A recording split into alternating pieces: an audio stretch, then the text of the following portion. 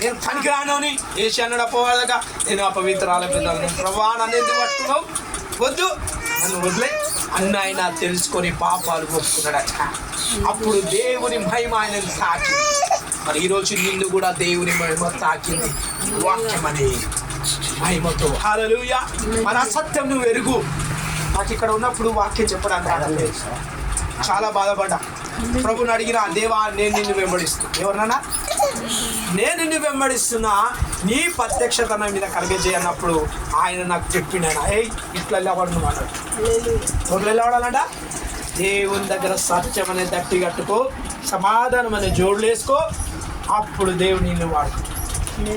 ఎవరు వాడుకుంటాడు? నిన్ను నన్ను వాడుకుంటాడు యేసు ప్రభు. మరి బన్సవాళ్ళపేటలో ఇలాంటి సేవకులు కావాలన్నా అవుతా? మరి మన చుట్టుపక్కల మంచోళ్ళు ఉన్నారా? వేరే. అందుకనే దేవుడు అంటే ఆది కాండంలో దేవుడు తానును ఏమనుంది మొదటిలో ఒక్కసారి చదివి చెప్పండి. అందులో దేవుడు వారిని అంటే ఎవరిని? ఆయనను వెంబడించే వారిని. ఎవరు వెంబడిస్తారంటే ఇప్పుడు మన ఏరియాలో వారి దగ్గర యేసుప్రభు వెంబడిస్తారు. ఏమంటారు? యేసుప్రభు మనిషి నా పక్క జరుపురారు. కానీ అక్కడ ఏమంటుంది తెలుసా?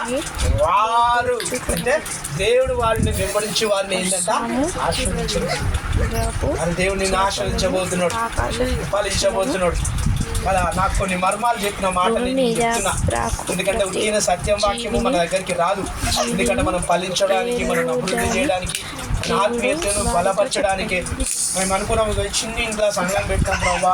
మరి ఎంతో మంది తీరు చేసిరు, అన్నైనాయి, కథలైనాయి, అది అన్నైనాయి, జరిగిన బాధ లేదు. కానీ దేవుని ప్రత్యక్షత మీద కలిగింది. అప్పుడు అర్థమైన అమ్మ దేవాని కార్యాలు జరగనే ఉన్నాయి. చూడండి ఇంకేమంటున్నాడా, చదువు.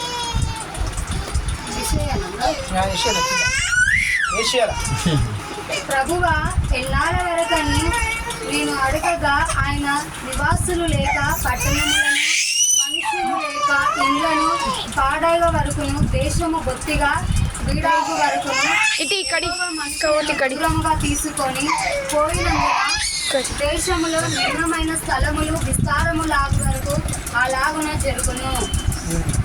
దానిలో 10వ భాగము మాత్రము విలువబడిను, ఆదియును నాశనమాగును. సింధూర మసక్తి వృక్షములు నరకబడిన తరువాత అది మిగిలియుండు మొద్దు వలెను నుండును. అట్టి మొద్దు నుండి పరిశుద్ధమైన చిగురు పుట్టును. ఆమేన్. హల్లెలూయా. దీని అర్థము నీ నా జీవితం మొద్దు లాంటి జీవితం, కానీ నీ నుండి చిగురు పుట్టును గాక కదా. చూడండి ఈ సాక్ష్యం నేను చెప్తా. ఇక్కడ లాస్ట్ అనే మాట ఒకటి చెప్తా. చిగురు అనేది మొద్దు జీవితం. మరి నా జీవితంలో ఒక మొద్దు ఉండే. ఏంటిది తెలుసా? టీబీ అనే